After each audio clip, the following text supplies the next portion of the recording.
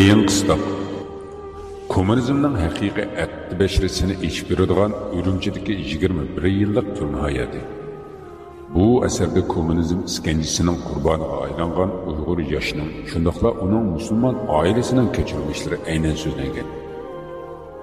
Kommunizm niqobi ostida millat yoshlarining yangi ma'naviyat va madaniyat davosi bilan dinsizlik g'oyalarining singdirilishi, xalqning o'zligidan milliy va diniy e'tiqodidan ayirish jarayonlarini yorqin holatda ifodalab yozilgan bu kitob o'qirmanlarning yoqtirishiga erishishi tabiiy.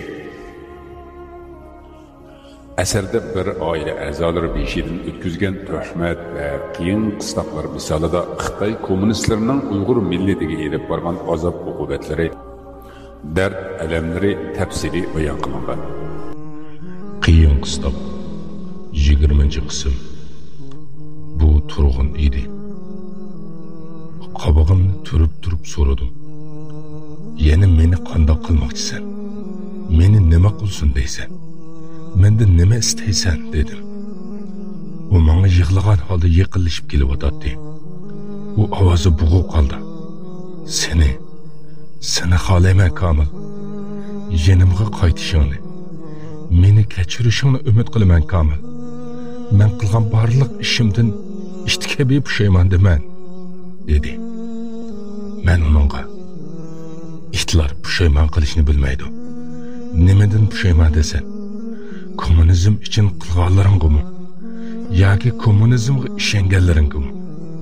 Men sendan buning javobini so'ragan edim. Seni kechirishim uchun qilmishlaringning o'ziga pushaymon qilishing yetmaydi. Haqiqiy inson bo'lganingni bilishim uchun ishonganlaringdanmi pushaymon qilganingni bilishim kerak dedim. U shu holda ko'zlarimga har qanday odamning ichini ezib tashlaydigan qarashlar bilan qarab yig'lab turar edi. Komil, sözümge quloq sol. Men sen aytgan narsalarga buningdan 15 yil burun pushaymon qilganman. Lekin yoshim uchun pushaymonligimni yoshirishim kerak edi. Pushaymon qilganimni bildirishga fursat yo'q edi dedi. Men undaqda endi bu fursatni qandoq topdim deb so'radim. Nahida hasratlik sig'inish ko'zlari bilan ko'zlarimga tikildi. Uzundan bir amallarni qilib doktordan kasallik isboti oldim. Yaqinda u la'nati joydan ketaman. Endi uyimizga ketamiz. Bundan keyin meni hech kim kuzatmaydi. Bir yo'lini qilib bu yerdan yiroqlarga, yiroqlarga ketamiz. Agar meni kechira olsang Komil, seni madikor ishlab bo'lsa-mu sening holingdan xabar olaman. Agar meni kechirishing uchun har qanday shart bo'lsa, hamma narsani qilishga men tayyor Komil. Ötünay, meni kechirgin. Sen aldanishning nima ekanligini yaxshi bilasan. Seni kechirdimda, seni to'yg'unimcha quchoqlab, bag'rimga bosay Komil. Men 15 yildan beri sendan bakroq qiynalayotiman. Buni men bo'lmagan odam tushunolmaydi Komil. Uning ko'zlaridan xuddi chaynakdan tushgan suv kabi yoshlar to'kilayotdi. Uning ko'zlari haqiqatan rost gap qilayotgan edi. Rostla ichidan pushaymon qilgan edi. Çünkü onun dili hem doğru so'zlayotgan. To'g'risini aytganda menmi uni bakli seg'inayotgan edim. Haqiqatan bu hayotda uningdan boshqa ham hech kimim qolmagan edi. Men ham yig'lashga boshladim. Men seni seg'inmadimmi turg'un? Har doim ko'z oldimda tursan. Shuni bilsammi?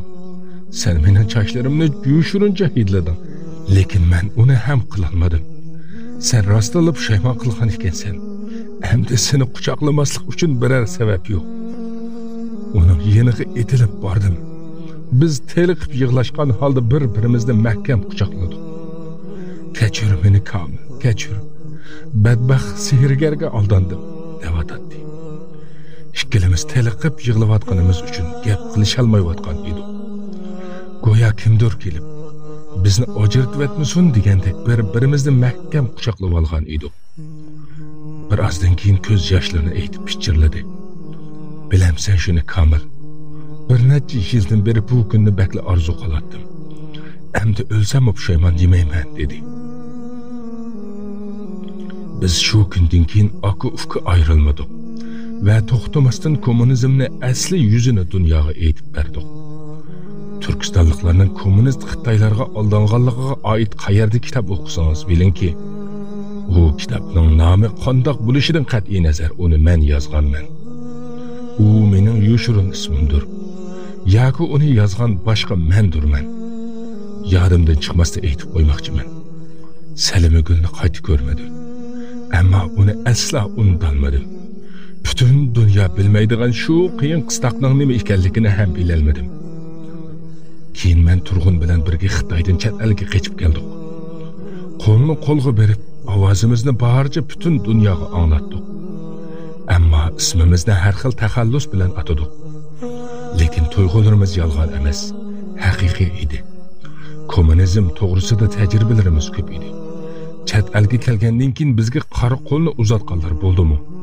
Buni o'zingizdan so'rang. Unutmang, ey Uyg'ur qarindishim. Kommunizm biz kabi qarindoshlaringizning qinini ichiyotgan edi. Siz biz uchun nima qildingiz? Millatchilik butun dunyoni qoplab ketdi.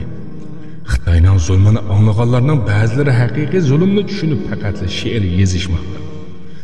Ey Uyg'urim, she'rlar faqat she'rlar yetmaydi. Uyg'on, uyqungni och va ovozimizga quloq sol. Sharqiy Turkistonda ezilgan, yer yuzidan yo'q qilinayotgan bir xalqning va odamlarning ohu-zoriga quloq sol.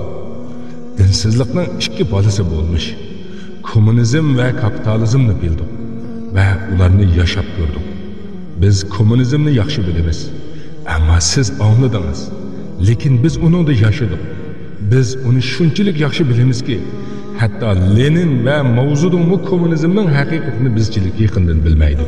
Hurmatli o'qirman, bu asar 1972-yili rus tilida yozilgan bo'lib, hozirgacha ingliz tilida, turk tilida va o'zbek tilida tarjima qilinib tarqatilgan ekan. Biz bu asarni Uyg'ur tiliga tarjima qilishda asli rus tilidagi yozmasiga va ingliz tilidagi tarjimasiga selishtirish bilan birga o'zbek tilidan bevosita tarjima qildik. Uyg'urcha tarjimasining fasohatlik va tushunishlik bo'lishi uchun eng ko'ni bo'lgan Uyg'ur tilidagi so'zlarni ishlatdik. Asarda tilga ilingan shaxslarning ismlari o'zgartirib elindi. Shundaqla behayo va diniy e'tiqodga yot bo'lgan so'zlar elib tashlandi. Kamilning hargiz unutmayman deb tilga olgan 5 ayolning tarixi yozilgan asarlarni tez holatda tarjima qilib Uyg'ur qarindoshlarimizga Xitoyning haqiqiy yuzini aytishga tirishamiz.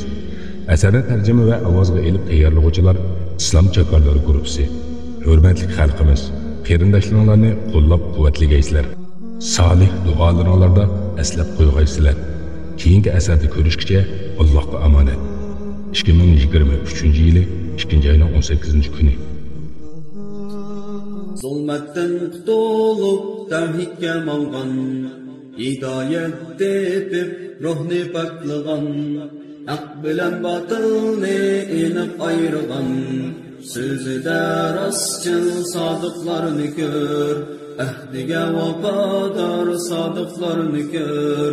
Zulmatdan qutulib tavhidga malgan, hidoyat tepib ruhni paklagan, haq bilan batilni aniq ayirgan, so'zida rostchil sodiqlarni ko'r, ahdiga vafodor sodiqlarni ko'r.